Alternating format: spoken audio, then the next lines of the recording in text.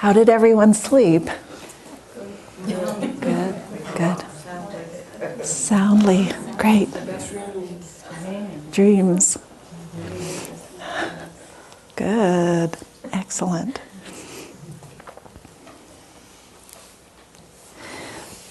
So, this is the last session, isn't it? So, we've come around to the end of to the beginning of Memorial Day, actually. But we started our weekend with awareness of death and really looking at enthusiasm in Dharma practice and yet how it fades and what happens to that, what happens to our enthusiasm. So, and His Holiness was saying it's because we don't understand impermanence well enough. So I think that's, a real strong call for us, especially when our practice starts to fade, that we need to look at impermanence. I think just right there, it would be a very powerful, immediate teacher right there for us, wherever we are, whatever we're doing. Just think about impermanence. And then we went into worse and best case scenario about our deaths. And did the exercise of significant deaths in our life, in our time. Active listening, and then the dependent arising in 12 links. And looking at 6 ways sentient beings are like a bucket falling in a well. So with that one, I left you with a question. If the Buddha saw this in the third watch of the night of his enlightenment, and he attained awakening. So what happened here? Where and how do we get off?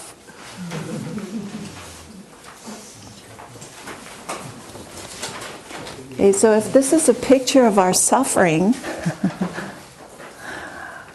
it also has the potential to be a picture of our attaining awakening, or at least freedom from samsara. Because, I was thinking of this as like a holographic image with this kind of rising and falling with the bucket. Whatever realm we were in, we had this picture with us, our identity. Where's the exit? Yeah. Where's the exit? Is there an exit? They say we're in samsara endlessly. So what happened? What did he see? Where do we get off? I think in the first 2 watches, I think he started doing everything in reverse by looking at his previous lives and the lives of other sentient beings. He could see how the cycle actually worked. So he did everything back in reverse until the 3rd watch. He came to the understanding about karma and what the root was, which was ignorance. So maybe because of the first 2 watches, he got enough information to understand the first 2 noble truths, and then on the 3rd watch, maybe the last 2 noble truths. Okay, yeah. So can we. Follow. He's a good guy. We're not great, tourists, but Yeah, we're tourists, kind of perpetual tourists. But we kind of like that, right? We kind of like being tourists. We're tourists in samsara. yeah, show me the nice stuff. Right.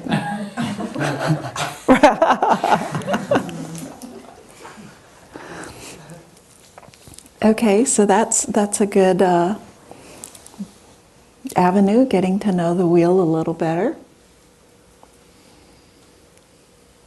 What else? Death.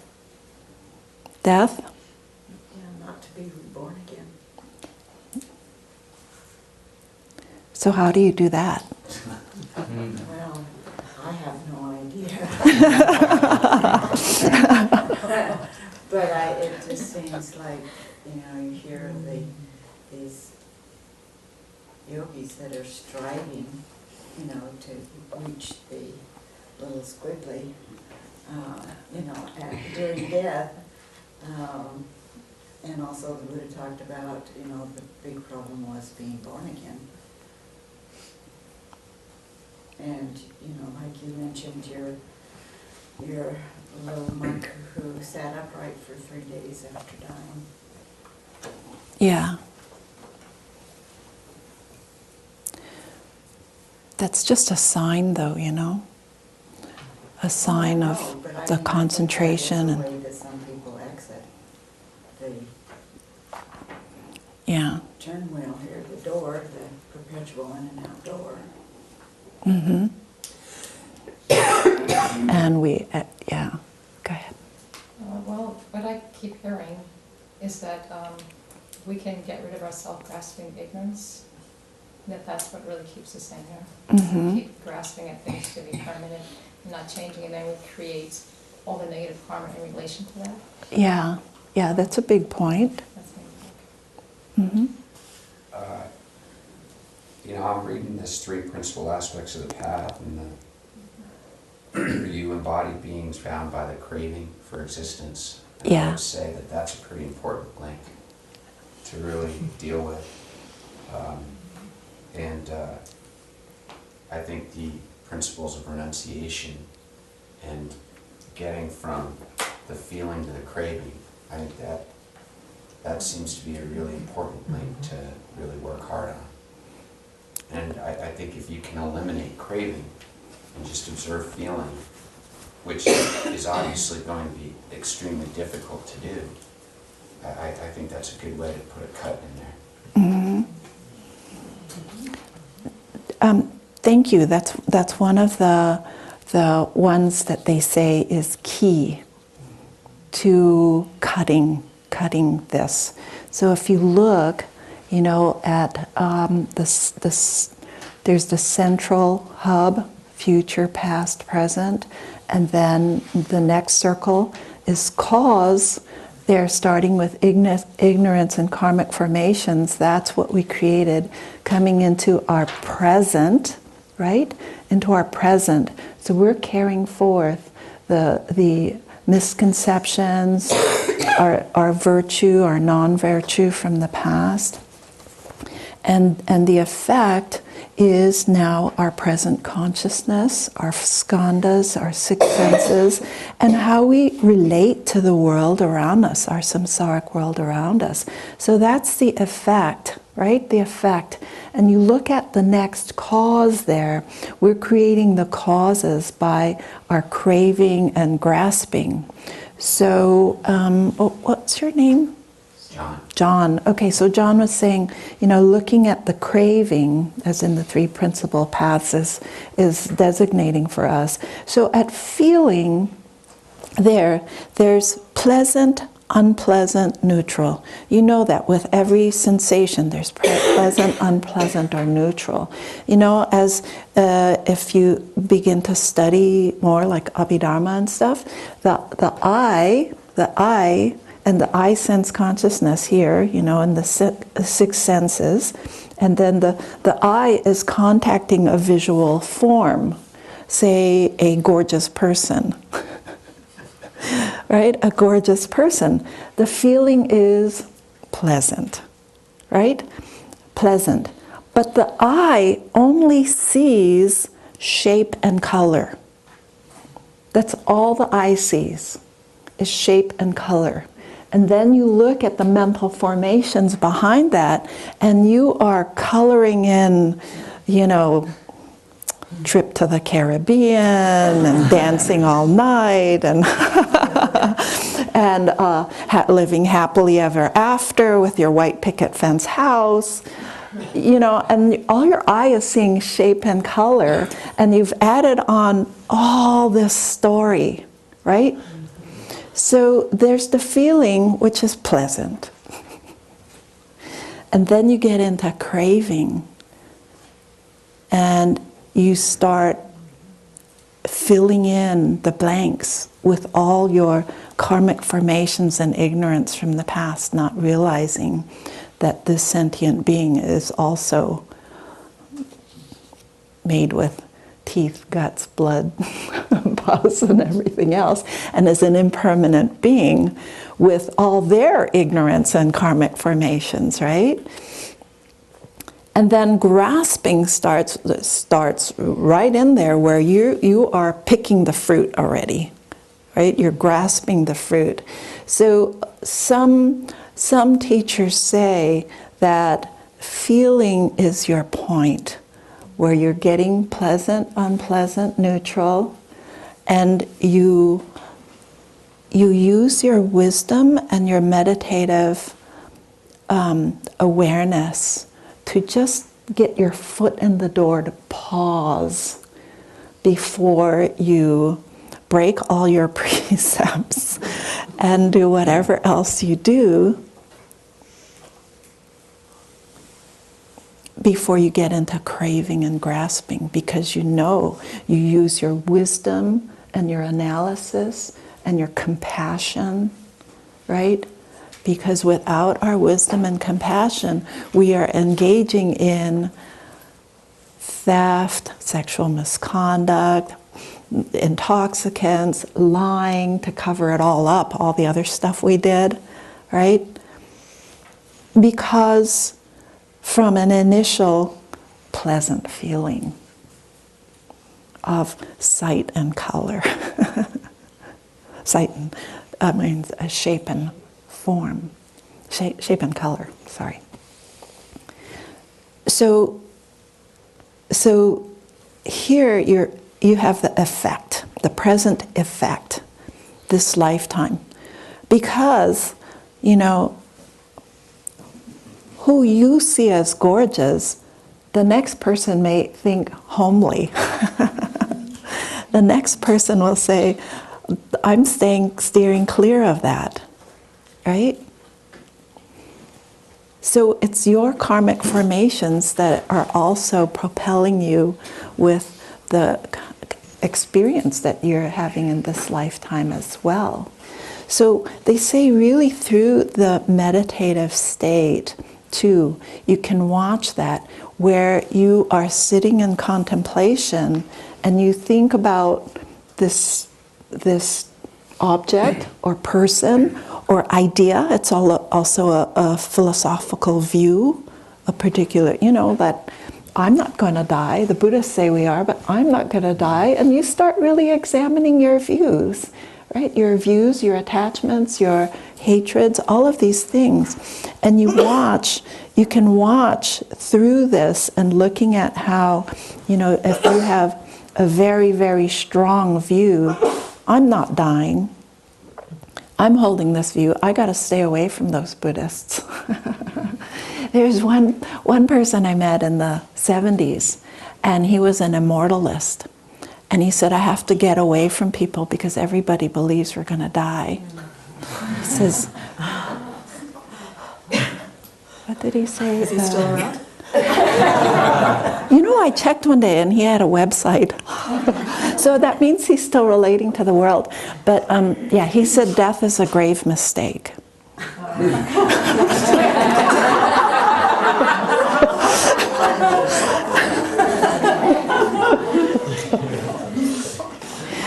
But, you know, for us, we have to examine our views, our attractions, but a lot of times people say, by the time you get into craving and grasping, it's too late. You're already full tilt out there doing whatever you need to do. So it's at the point of feeling, they say, and this is where your meditation practice can help you. You know, just put your foot in the door to get some wind of awareness in there before you just run forward. Because typically what we're doing is conscious name, form, six senses. There's the object, and you are just going full tilt with contact, feeling, craving, grasping, and the whole gamut.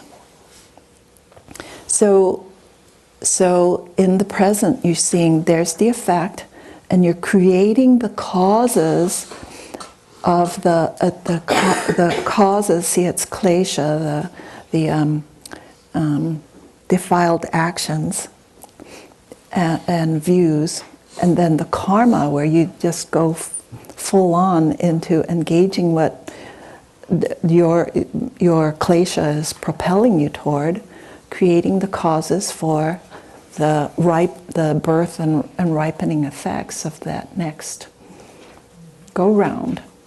So that's in the future. You're creating that for the future again. So people say that's one point to stop it.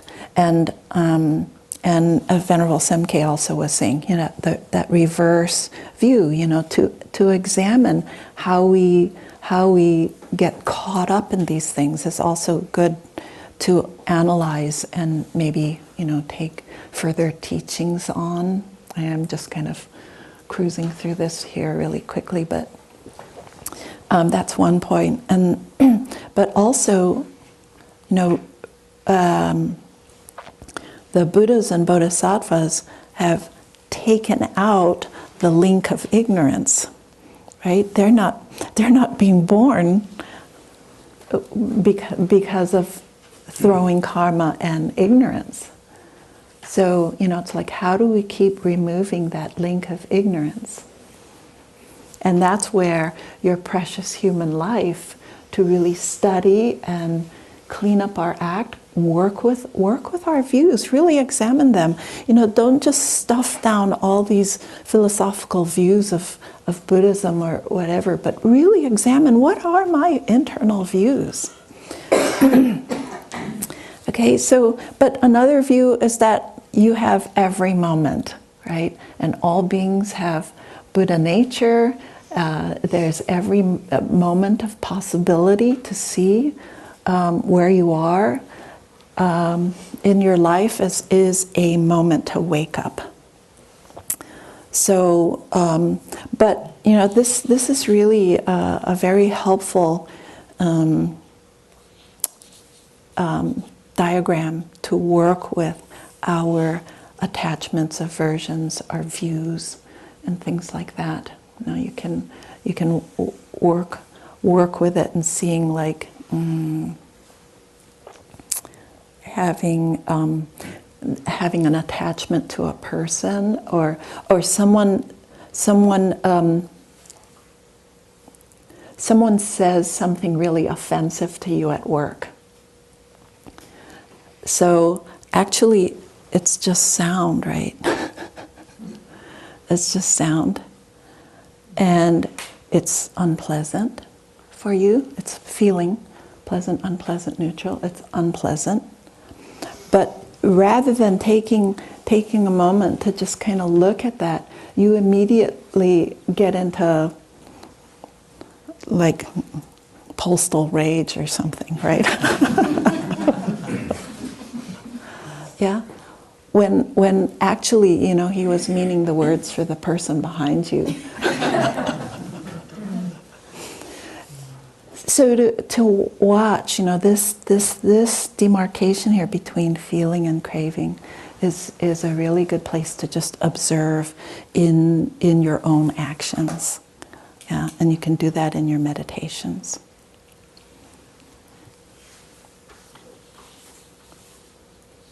So anyway, we'll continue with that.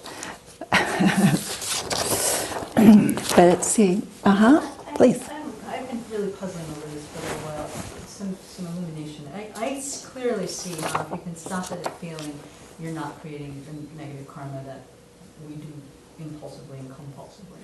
Yeah. When we talk about this being a place where you can actually get off the wheel, that doesn't make any sense to me. That how this leads to ignorance. Well, you're not creating any more klesha and karma, but it's also, you know, it's like you're building your muscle in wisdom and intelligence. So it's leading to and causes for future rebirth in samsara. Okay. Do do you want to add to that? Yeah, because craving is what instigates the whole rebirth process. So by not having craving arise, then even if there's karma to be reborn, it can't ripen. Yeah, and in the when they explain the 16 attributes of the Four Noble Truths, craving is used as the illustration of true origin, because it's craving that fuels the cycle at the point of death. The idea being that in order to really cut craving, you have to cut ignorance as well. Right. Okay. Yeah. That's missing link. Yeah. Thank you. Yeah, that's an important piece. Yeah. Okay, so, with this, yesterday you said release and let go. And I've heard the expression catch and release and then let go.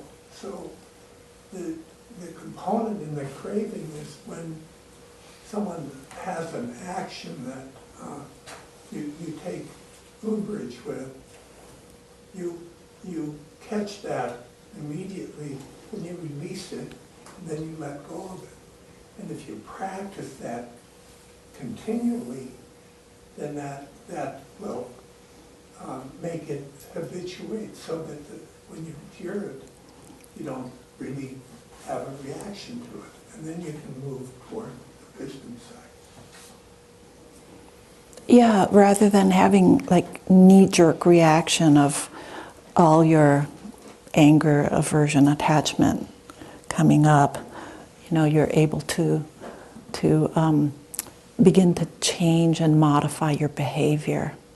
Yeah, and then you use your wisdom and compassion to see. And John was also mentioning from the three principal paths, this idea of renunciation. And the Tibetan word for renunciation is nejung, which means, another translation of it is definite emergence. And what are you emerging from? It's really emerging from this mistaken view. And you begin to understand the nature of samsara and our misconception of things being permanent, pleasant, and inherently existing. So, when you have and deepen that wisdom, then it really becomes like an emergence where you stop your hankering and grasping and acting out in ways that hurt you, bite you back later on. Mm-hmm. I want to make sure I've got the idea correct. I don't know if I do. This second ring of birth, becoming, grasping, feeling, those are what lead to samsara, am I correct? That's how samsara becomes. Samsara is through grasping and craving and feeling and contact and the senses and name and form and consciousness. So if that's the way it comes into existence, don't we go just the opposite way? And we, like you were saying, if feelings don't arise, then the craving and the grasping don't arise. And then Feelings arise. Feelings arise. You can't stop the feeling. And wait, can I? Well, then the six senses, the contact, the six senses. It's like the prajna paramitra. exactly. Where you stop one in the without. I'll use what you said. The feelings. Without feelings, the cravings don't come up. With the ignorance of what the feelings really are, cravings and grasping don't come up. Then if the true emptiness of the six senses is realized, then the feelings and such don't come up? The feelings are going to come up because you're an embodied being and you use those really in relating to the world, but you begin to transform them from being you know, a belligerent, well, you know, I mean, they say that we're in the desire realm, right? And that's what we are. We're just like these magnets seeking pleasure. And we use our senses and our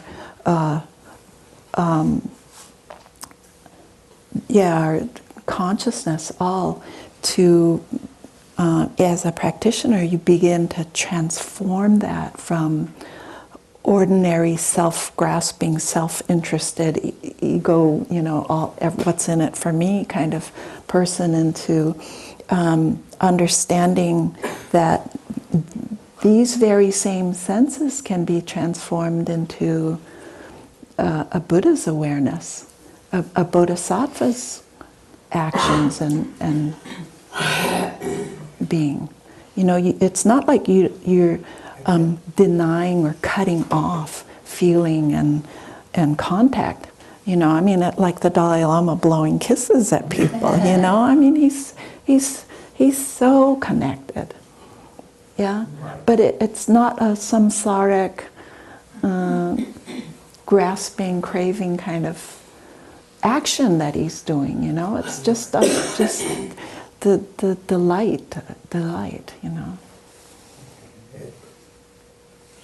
And you watch, you begin to purify your negative, you know, your misconceptions and our delusions. We begin to purify them, and they become more compassionate, more understanding, more wise and loving, and you know, you become someone safe and loving to be around, because you're not operating out of this place of self-interest and self-cherishing, you know, which drives our non-virtue.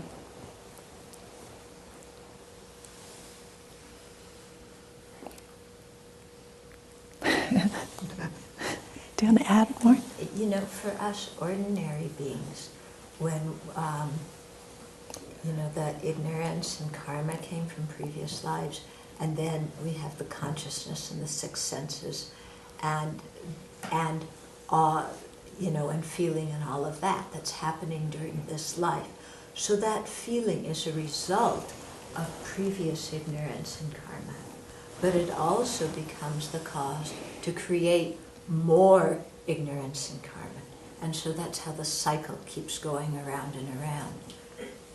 When you're able to cut it and just observe the feeling without reacting with ignorance and craving, then you stop creating that karma that brings more rebirth, that brings more senses and contact and, you know, and feeling. Is that making some sense? Well, I don't know where I've heard it said another way. In reverse. One way is... Yeah, there's also the way, there's different ways. Okay, so we've been talking about the causal way, yeah. Then there's also, in terms of the causal, if you have aging and death, it means you had birth, which means you had becoming, and then that way you go back to ignorance. Again, tracing from result back to cause. Okay. Then there's a way when you're talking about how to get out of samsara. Okay. So if you cut ignorance, then there's no karma, then there's no consciousness, then there's no name and form, and so on. And so you stop the rest that way.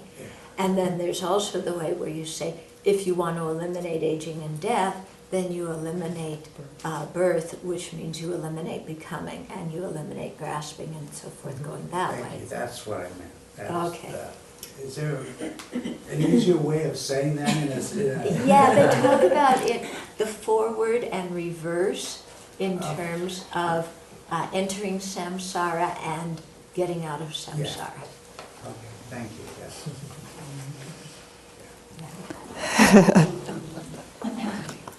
anyway, it's fascinating, and there are many, different, I would say, different commentators have written about this, and sometimes, reading different ones gives you another little tweak or aspect to deepen your understanding of this. But so we were looking at how death, we're looking at death this weekend, but also realizing, as I was saying, that death is not the culprit. Yeah, ignorance is. And that's what we need to work on. Okay, so then we had gone into active listening a little bit, and I wanted to share a few more points on this, and just to reiterate, as we work with active listening, it's really important to use all of our senses, just as in this, right? Use all of your senses as you work with others, so that you're really tuning in with your eyes, ears, nose, taste, touch, and your awareness too, as you're working with us, and really tune in that way and see how you can help people. Because, your senses will inform you a lot, and it's not just the words, because sometimes it's not the words at all. No? And to be able to allow yourself to be uncomfortable sometimes, to sit in silence. Sometimes people just want a touch. Some people don't want touch. No? Some people want someone with them, and some don't. They want to be alone. And we have to also get in touch with what's our agenda. Because sometimes we're going in there with a big idea of how we think they should be, or to complete some things, or now it's time for us to work on your property, your possessions, right? And you go in as a caregiver saying, can we clear out that garage that you've been storing stuff in for 40 years? That could cause some anxiety for the person in that. And to realize, it's just words in the conversation going on, but there's their concern and their words, but there's an emotion under that. And you, the caregiver's words, and your agenda and words under that. And they may be very, very different. And so active listening can really help you in being able to tune into what's really going on underneath. And realize sometimes we have to back off. I worked with one man for 3 years, and his son was the main caregiver. His son quit his job as a teacher in LA, and he thinks, I can't go back to work anymore. They keep laying off teachers. I've been out for 6 years. His dad had been on hospice for 6 years. And I see what he's feeding him, all this carbs and starch and everything, and my mind's going, why don't you feed him X, Y, and Z instead, or why don't we do some cleansing diet, or, and it's like I have to just hold back, because that's not my arena, for one thing, and then, it's like I'm always wanting to go in there and be significant. It's like, let's talk about your decline or something, right? And finally the son said to me one day, Tenzin, you're such a buzzkill. I said, what does that mean? He says, you get a little bit of joy and you swat it down.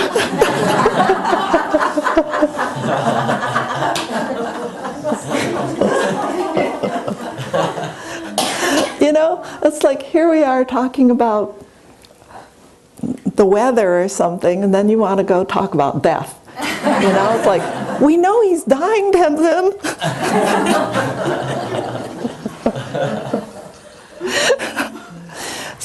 So sometimes, you know, you have to watch, and it's really, really wonderful when people tell you directly, you know, like, back off, or just, you know, so it's, you have to be courageous to keep going too. You know, I was able to be with that family until the end, and you know, it was the father that I had met, but the father was on hospice, and then the mother got sick, went on hospice, and died, and the husband kept going. You know, it was just, I mean, so much loss and tragedy. So, so again, you know, tune in to the fact that there are different cultures and societal moves. And okay, so I wanted to read you one more thing on from Tattoos of the Heart. So Father Greg Boyle, you know, just about caregivers and tuning in and being present with what's there. Father Greg Boyle has leukemia. And so he said, I suppose I never felt kinship more keenly in my own life than when I was first diagnosed with leukemia. Okay, so he's working with all these gang kids. Not long ago, he says, at this writing, I've been several years cancer-free. Not long ago, a homie breathlessly said to me, I hear your cancer's in intermission.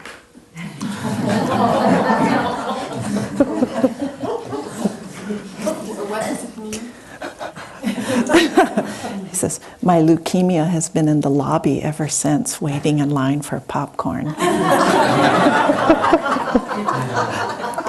When they say that your cancer is not evident and not active, and it seems to be gone, they say it's in remission.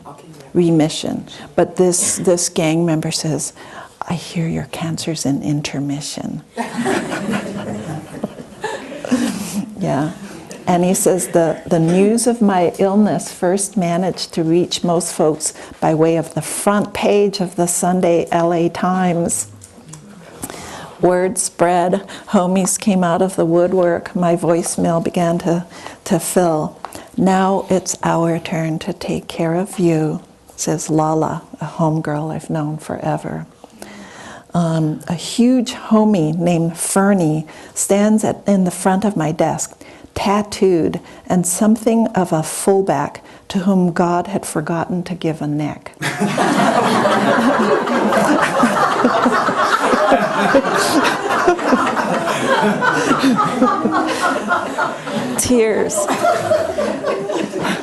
Tears glistening in his eyes. What do you have that I need?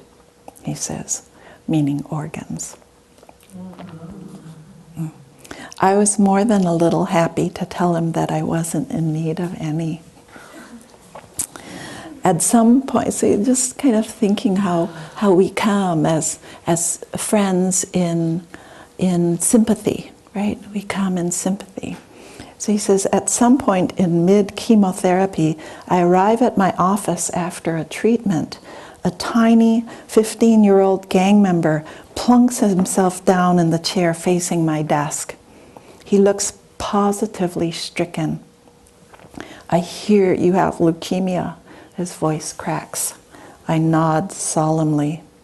There is an awkward silence, which he finally fills. My cat had leukemia. This just sits in the air. Yeah, he says. She died. Oh, I say. Really sorry to hear that.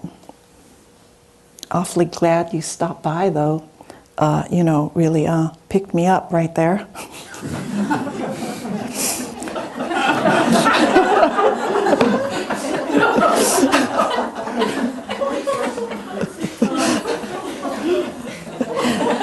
My favorite moment of all, though, came when Peanut called me from jail.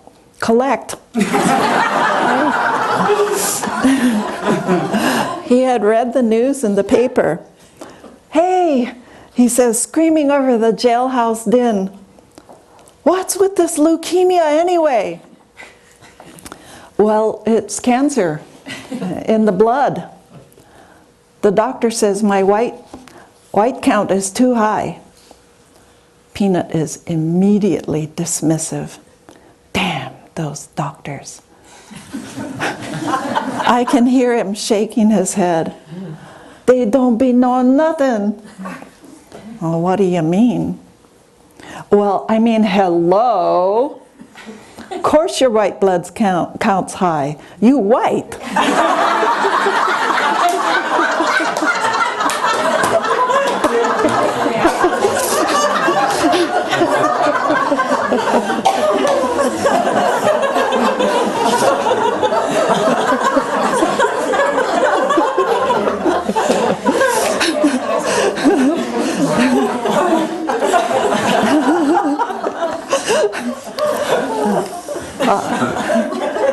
I'm accepting more collect calls from jail now and calling them second opinions.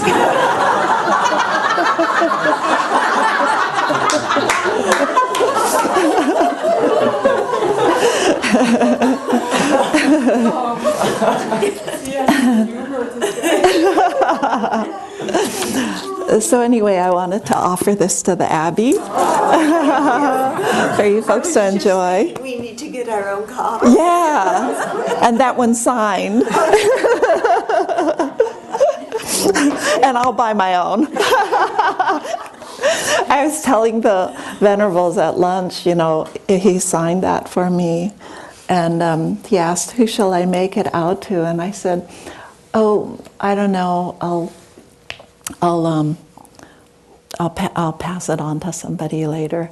And then when he gave his talk, he says, you go tell your friends to buy their own copy. He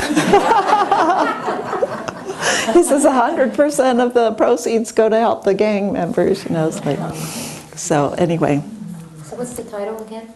Tattoos on the heart. Yeah. Yes.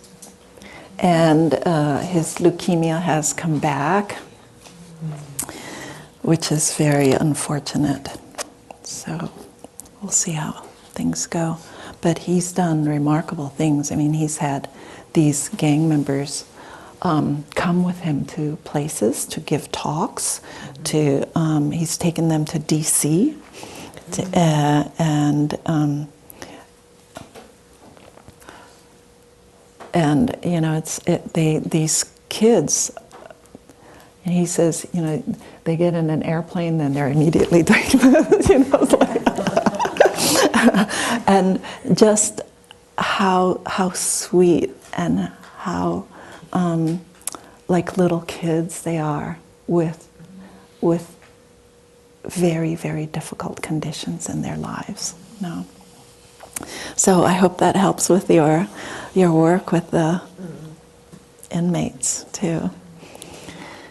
So let's see. So the next thing I wanted to do was, how many of you have done what's called the 5 wishes? Okay. How many have not? Okay. I don't have too many or enough copies for everyone, but you have some. We started with that, and then we went to Living Will online thing, but. Yeah, I think that the Living Will actually, really, I think the Living Will may be more comprehensive, because this one is for. They're 5 wishes, and it's the person I want to make care decisions for me when I can't, the kind of medical treatment I want or don't want, how comfortable I want to be at the time of my demise, how I want people to treat me, and what I want my loved ones to know. So why don't we pass these out? If you've already done it, please pass it on to others, and I'm going to give you some other homework. How many of you have already done it? Okay, if you've already done it, I want you to, yeah, that's pretty much the same. I want you to work on something else. Okay, so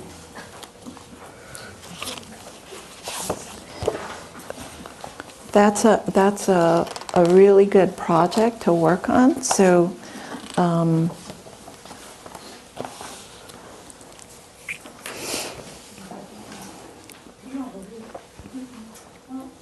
already done this, but I'm thinking I need to revisit it. Is that something that you can do from time to time? yes, you absolutely can redo it, and it allows you to really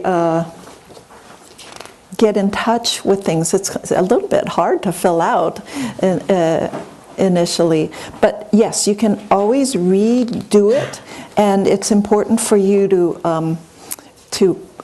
revoke the other ones if you have given copies to others, because it names people in there as to who you would like to address or be the person, your main caregiver.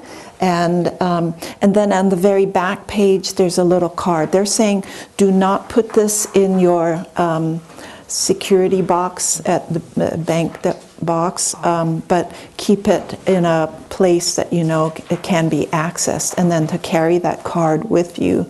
But this will help you really look at. Oh, super. Thank you. Who didn't get one? Oh, okay.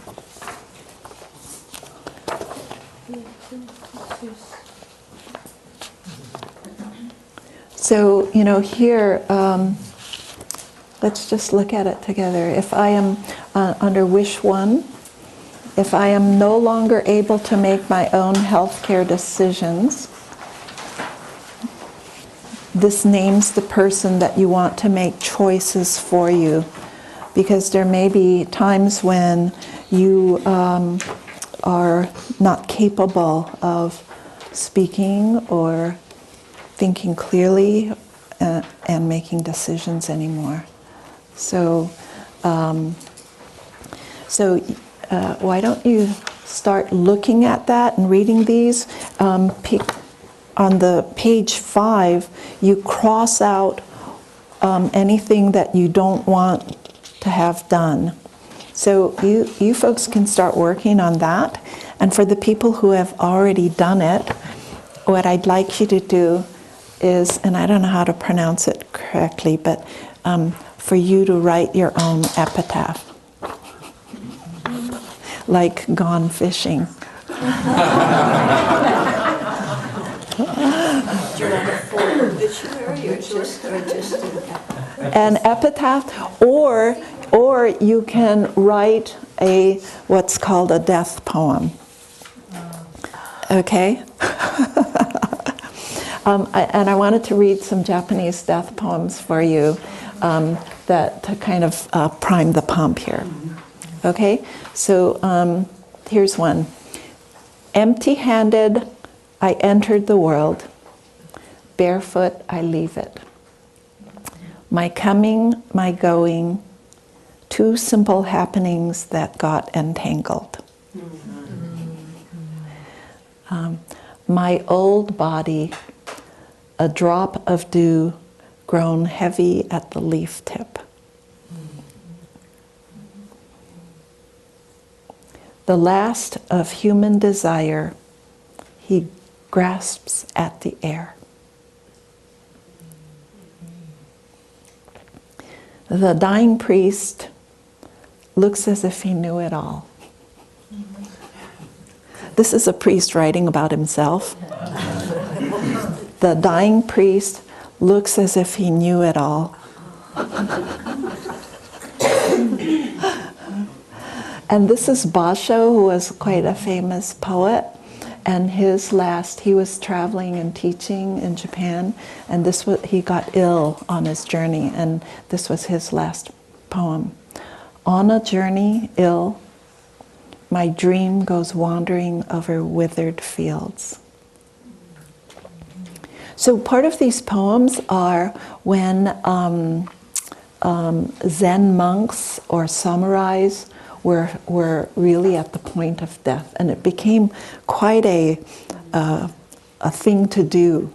Of what is that last thought, that last moment of your mental clarity that you can record before you die. No.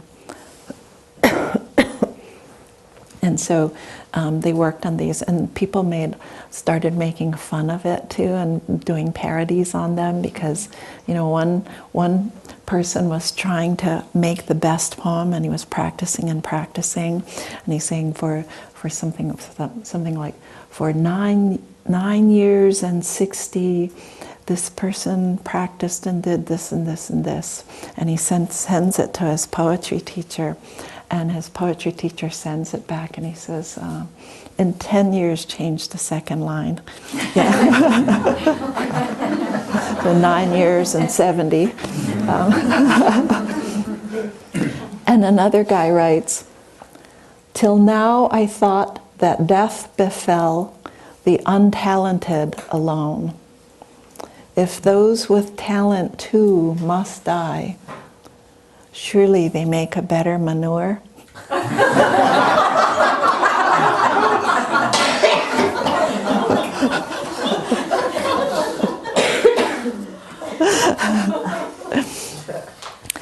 And the last one is, this year I want to see the lotus on the other side.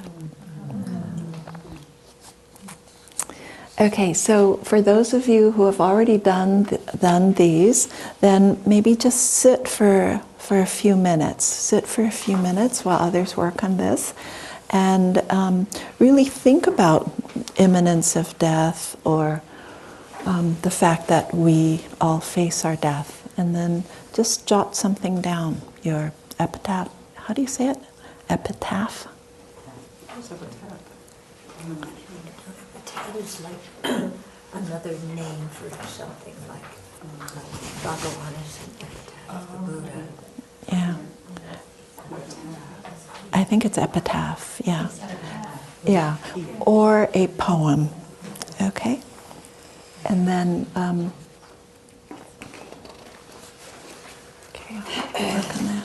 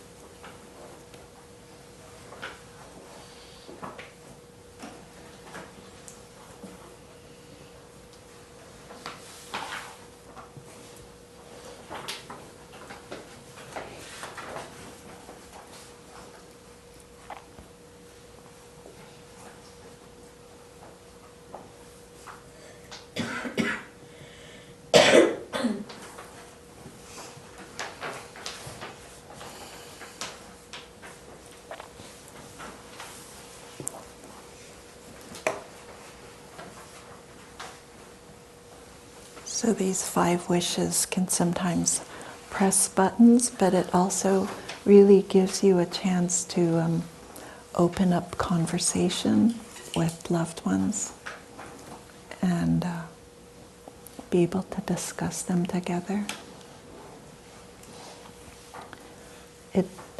I noticed it doesn't cover Oregon, so they have other forms, but this one is very, very simple.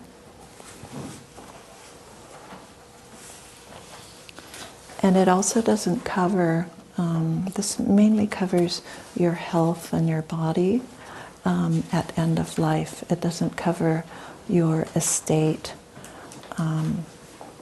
or what you want to do as far as how you want your things distributed. So this is more just about your own body and care at end of life.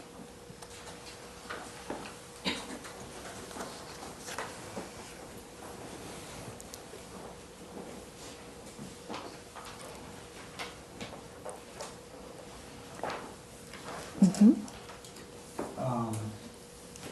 I'm from California. Does it have a power of attorney? It acts like a power of attorney. Yeah. This person that you choose as a healthcare agent. Let's see what it says here.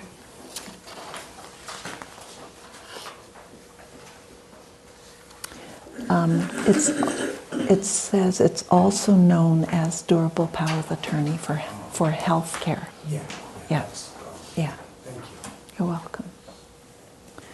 But go ahead, if you're just reading, go ahead and, some of the things you'll know right away that you really clearly don't want such, and go ahead and cross those off. Or if you very clearly see things that you definitely want and aren't in there, then write it in. No? Some things will be evident to you, like if you want to be cremated or not. There's a section for that as well. Bill, do you have anything you want to add to that? I haven't looked at this form for a while. It used to be that some clarification on nutrition and hydration is helpful, because they ask the question of whether you want to be fed, and there's... It does, yeah. How you want to be treated. There is a point in the dying process where your body no longer wants food or water, and That's right. it's actually a burden to continue Yeah. those things in. The body can't continue to assimilate or process food or water at some point, and sometimes people just are force feeding, and so And to really look at They that. used to, maybe they do now, but they don't give enough really clarification on what that means in this form, but Mm-hmm. be mindful of that as you fill it out, that you don't want to be force-fed. Right. Yeah. And you can also list, how you what you want at your bedside, too. At your bedside, you may want, a particular tanka or favorite photograph, family member, or a family, a Buddha statue. You may want to have a tape on a loop, of mantras or of some teachings, and you can write all of those in.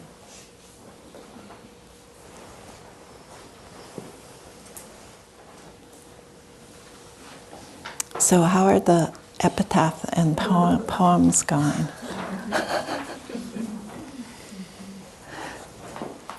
Are you folks done? Yeah? Oh, I meant for the poets. Okay.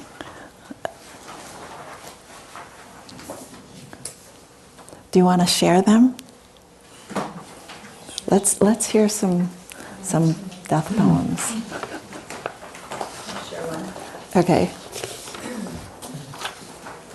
Born in a thorn field, skin tough as leather, searching for the heart, died at Sravasti Abbey.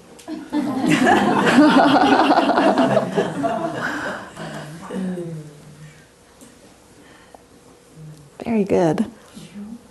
Yeah. Another one? I wrote one for my mother, my mother's death poem first, then I wrote mine. Oh, okay. My mother has died. So this is my mother's. 101 3/4 years old. When Father Fong enters the room, she raises her withered arms, croaking, "Father, you are a holy man."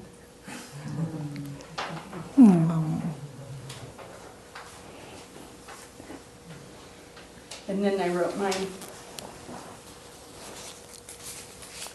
The leaf on the cottonwood tree shimmered in late June. Late October, softened, veined, gone yellow, it falls. Nice. Someone on this side? I have two versions. Like a late season bloom, blooming late in life, this ordinary nun found the garden of the Dharma to flourish and grow. And the other one is this ordinary nun became a good friend to herself and slowly turned to be a good friend to others. Ah, great. Children, do you have one? He said, better to say nothing, otherwise the big I will say it all.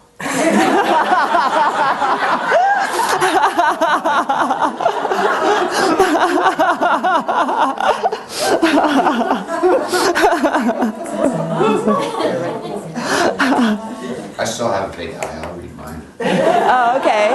Okay. I came into the world happy, like presented many challenges and adventures. Due to my own ignorance, I often caused harm and therefore apologize to those I've harmed. Thanks goes out to my master and spiritual friends. Because of them, I leave the world happy. I'm on to the next adventure with the motivation to benefit all beings. Ah, very nice.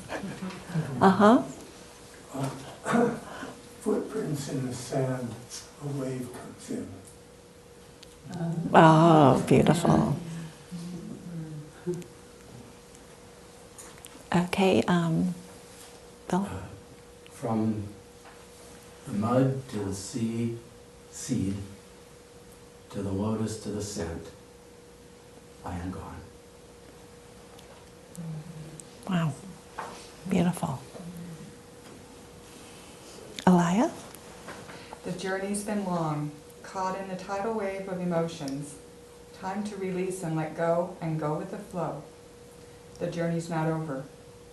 I hear a whisper, my Buddha nature calls. The journey's not over.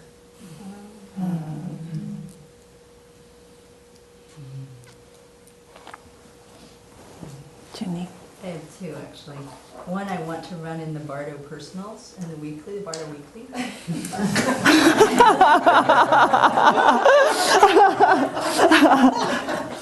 Withered fruit, ripening seeds, seeking most fertile soil.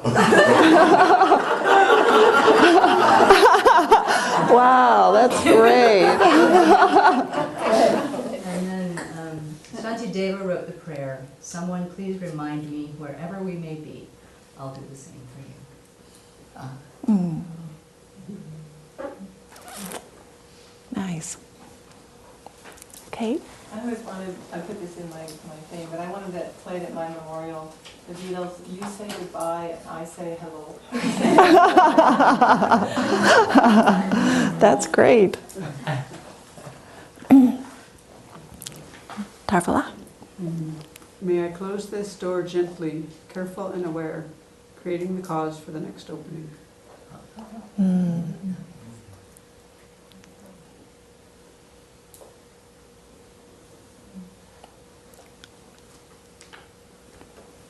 Well, mine was distracted because I was trying to do things, but I just wrote, gone again.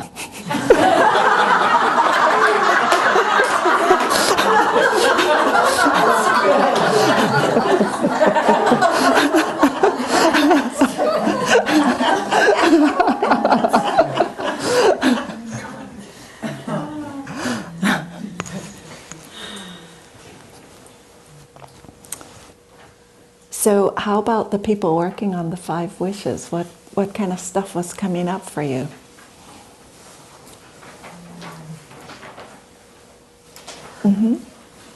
I just have so much lack of understanding of what the state of my mind could be like if I'm in a condition where I would need life support treatment, that I find it very difficult to make a decision about what I would like to be done then, because I don't know what my consciousness will be. But it's hard to know what our consciousness is now, too. On a daily basis. Yeah. Maybe he means in terms of just knowing more about how the body works and how health works, and are you referring to that? Not necessarily how your mind in particular would work, but for how, all the options of how people's minds can work? Well, like if my body is failing and needs life support to live, will I be in like a state of either perception or non-perception and just not, even have the ability to practice or think about any virtuous thoughts? What level will my intention be? It's, it's such a challenging thing even for the doctors and for everybody, because we still don't understand the mind, and all its myriad capacities. And there are people that have been unable to move or speak for even decades, and they come out of it and say that they were present the whole time, but they couldn't communicate. And then there are people who we push and just keep on life support when they are really in a vegetative state. So, it's, I think that just like living, dying is really messy too. And, a lot of people are kept on life support for a long time. And it's really looking at, well, who's benefiting from it? Is the patient really benefiting from it? Or is it the family's attachment? Or is it the confusion of doctors and family? So it's,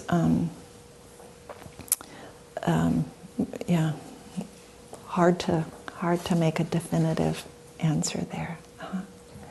There's several things that came up. One thing I would like to mention that was very helpful.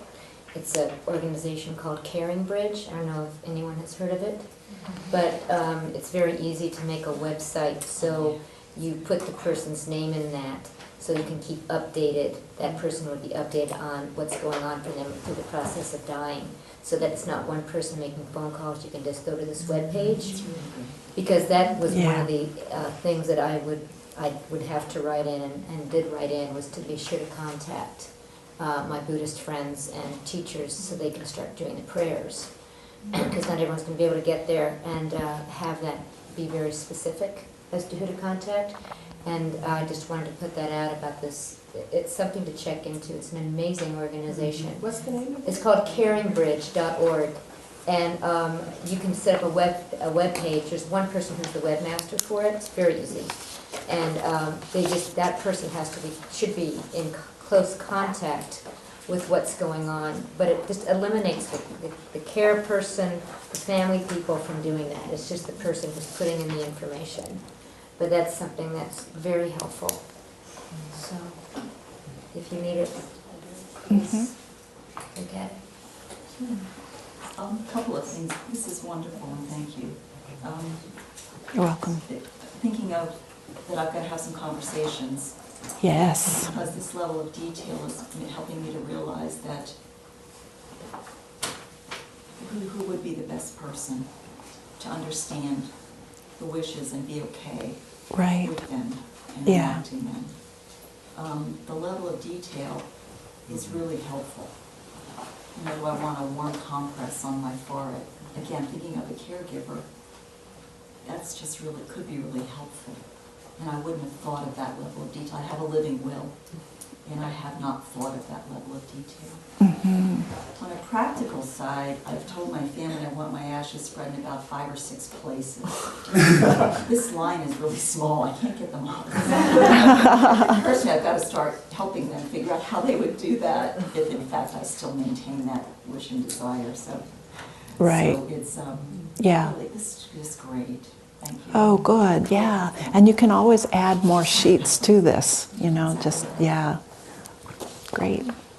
I'd like to also let people know that at the Abbey, we're going to, this summer, hopefully, if we can ever get a truck into the forest if it stops raining, that we're going to actually put a Buddha statue in one place in the forest with a very beautiful view. And that will be a place where people can sprinkle the ashes of their deceased loved ones. Don Wackerly, the inmate who was executed, who we helped, we have his ashes, and he'll be the first one. So that's going to be set up this year. And then also somebody was asking me yesterday about setting it up with this kind of form, or perhaps with their accountant or their lawyer, so that when they become ill or if they die, they want to be able to notify the Abbey and to ask for prayers to be done when they're ill, and which kind of things that we do after people die. And traditionally people make a donation. So somebody wanted to know how to set that up. So we'll be investigating that if people are interested, and then we can let you know. Because I think that's an important thing to have thought about before, because otherwise if your family is not particularly Buddhist, you know, when you die, they're not going to contact any Buddhists or the Abbey or anybody for your memorial, for, you know, your funeral, whatever you want. So it's good to let the family know beforehand. Yeah, and then also I think very good to make charity with our possessions, and to do that in the will so that we create the merit before we die, you know, really deliberately giving things away. I mean, actually giving them away now, but especially plan for when we die how the things are to be given, so that we can create the merit of generosity by giving to worthy objects. So I was thinking of somebody that came to many Cloud Mountain retreats, and she was late 50s, early 60s, and one day I got a phone call, and she had been quite fine and vibrant and everything, and she had died in her sleep. And they notified me a few days after her death. It would have been more helpful if they had notified me on the day she died. And then they didn't contact us for memorials or prayers or anything. I mean, we did them because we knew her. You know, but I think that there was some opportunity missed there for her to create a lot of merit through generosity and through letting her family know. And I have a feeling that later on her son, in looking through her things, found out how much her Buddhist practice was important to her, because about 6 months after she died, he began to make monthly donations to the Abbey. Yeah, we had never said anything, but I think that somehow he had found her things, or maybe some writing or something. But you know, the family was really at a loss when she died, because they didn't know.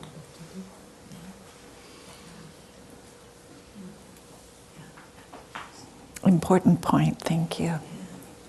I've been doing a little bit of work with Sakya Monastery in Seattle, Yes. end of life and that type of thing. So, and also with a friend who's I've designated as my healthcare person. And there's just there's a lot of information out there, you know, in terms of just details that you have to think about. You know, like if you had, well, anyway, I'll get into that. But anyway, one thing that I thought was really very good is there's a little card that you could make up that says, "I'm a Buddhist. Please contact such and such monastery." Give a phone number, and then say, "Please say this particular prayer for me." If my death is imminent. And so it's just this, in addition to the don't resuscitate, it's like an immediate, because you have very specific wishes on how you want your body treated, what prayers, and you don't want 6 months to go by before somebody realizes, oh, maybe we should do this. So that little card in your wallet, I thought was a really good idea. Yeah, that's great. I mean, maybe it could be put alongside this one, because in this, it also says to keep in your wallet. But you could maybe do it on the other, add to it here. Yeah. Okay. So, I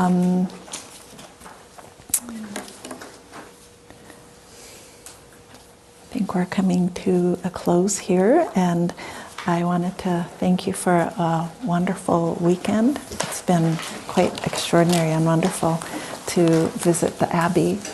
And I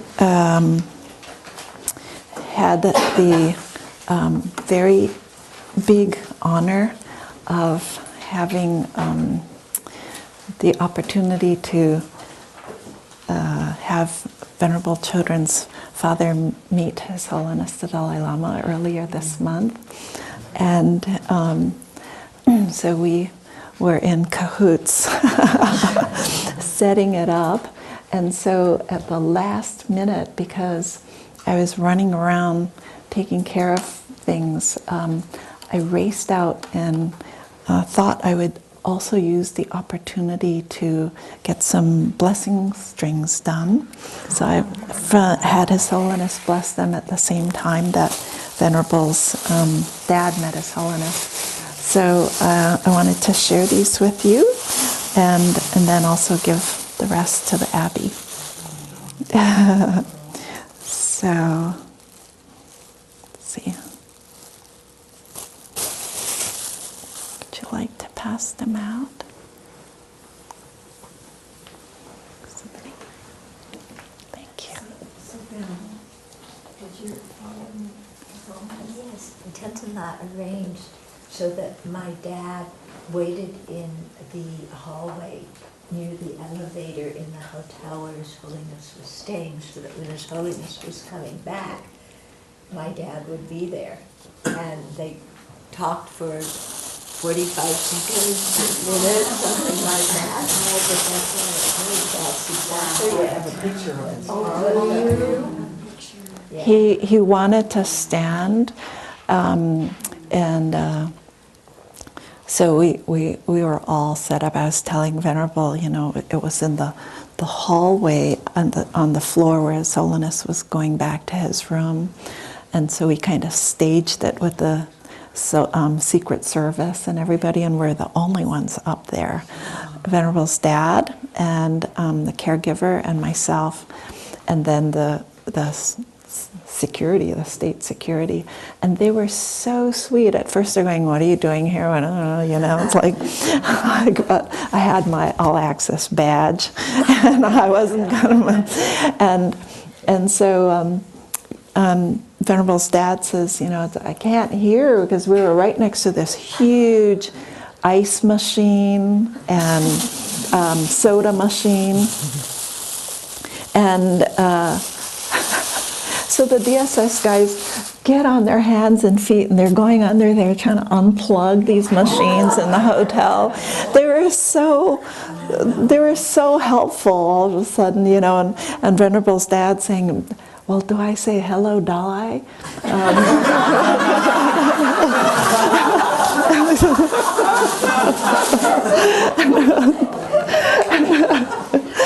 And it was just really wonderful. And so, the DSS people are, and they're talking into their sleeve and stuff like that, and I'm going, okay, are they coming up the elevator? Yes. And so, okay, now it's time to stand up. And His Holiness takes the service elevator, not the beautiful elevators, the service elevator where the dirty laundry and all the food, what do they call that? Room service carts go through, and His Holiness comes to these double doors, and he just stops and he says, oh, Ninje Pala. And he just sees, and Ninje Pala means like compassion or sympathy, you know, there's Dad. There's Dad, right? and so I said, this is Venerable Tifton Chodron's father. And he just immediately was so wonderful, just patting him on the back. And can I tell him what His Holiness said? No? Okay. Anyway, what I can say is that he said, I know Venerable Chodron very well. She's a very good nun, and working very hard. And so it was really lovely. And so, you know, all of us were on email and photos going back and forth between the Abbey and the hotel room. And Bernie has tears in his eyes. I mean, he's just absolutely overwhelmed by it. Yeah. But we were waiting down in the hotel lobby because they came very early. And Dr. Green was, you know, it's like, I'm just like madly trying to get these cut and made. And he's saying, so what are you doing? You know, what's that for? And then he starts playing with them, trying to make some too. So this is from your dad and from His Holiness.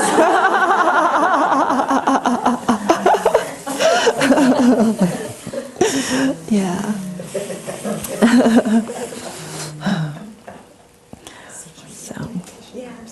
So we'll do the dedication.